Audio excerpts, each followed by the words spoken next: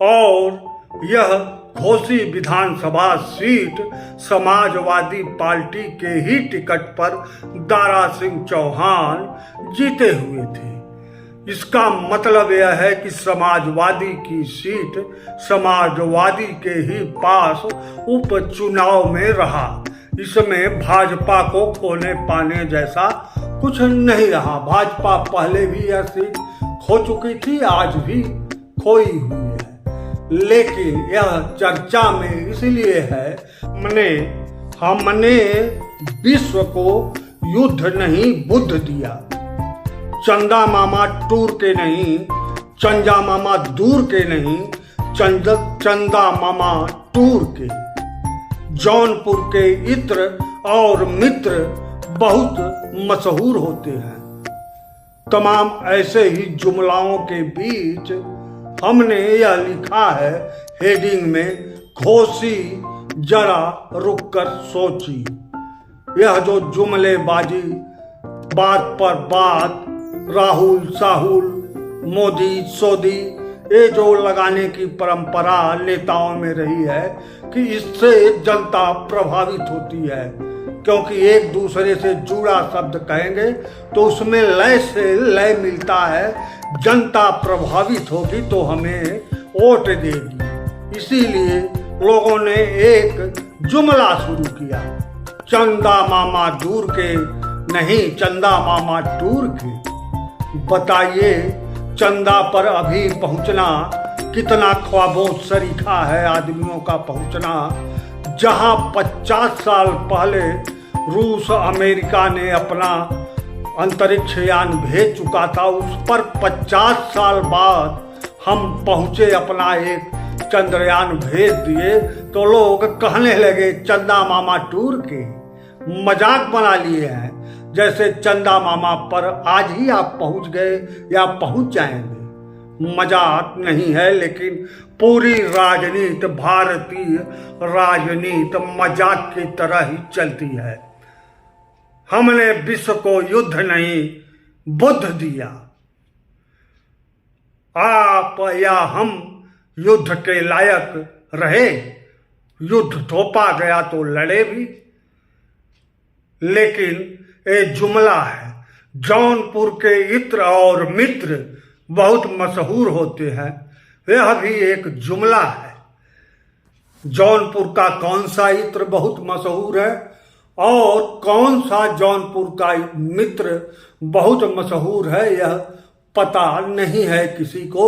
लेकिन ये चूंकि ताल में ताल मिल रहा है, सुर में लय मिल रहा है, सुर ताल मिलाकर तबले की तरह, एक भाड़ मंडली नाटक की तरह सुर मिलाइए। किसी भी वक्तव्य का सुर मिलना चाहिए।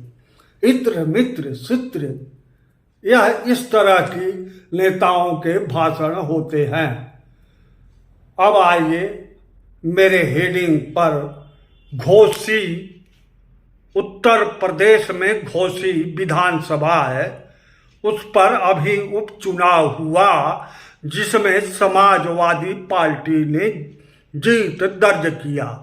और यह घोसी विधानसभा सीट समाजवादी पार्टी के ही टिकट पर दारा सिंह चौहान जीते हुए थे। इसका मतलब यह है कि समाजवादी की सीट समाजवादी के ही पास उपचुनाव में रहा।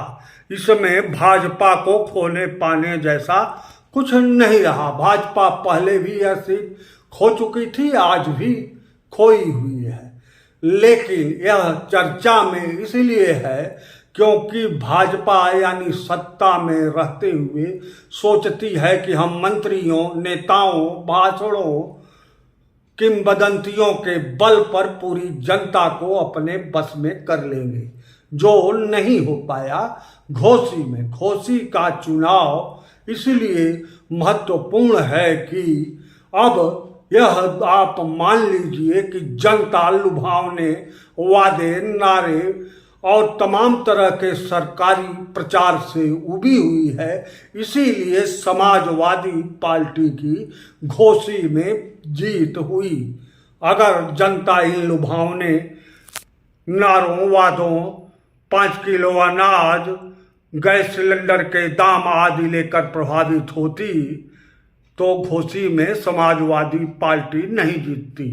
गैस सिलेंडर के जो 200 रुपये कम किए गए थे रक्षाबंधन पर, मेरा कहने का तात्पर्य वह है। और निश्चय ही जनता की जो मूल समस्याएं हैं उस पर कोई भी सरकार अभी तक कार्य नहीं कर पाई है।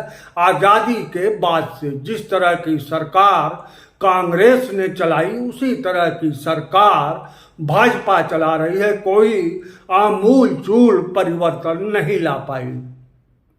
भाजपा के पास देश के विकास, जनता के जीवन स्तर में सुधार आदि का कोई भी रोड मैप नहीं है।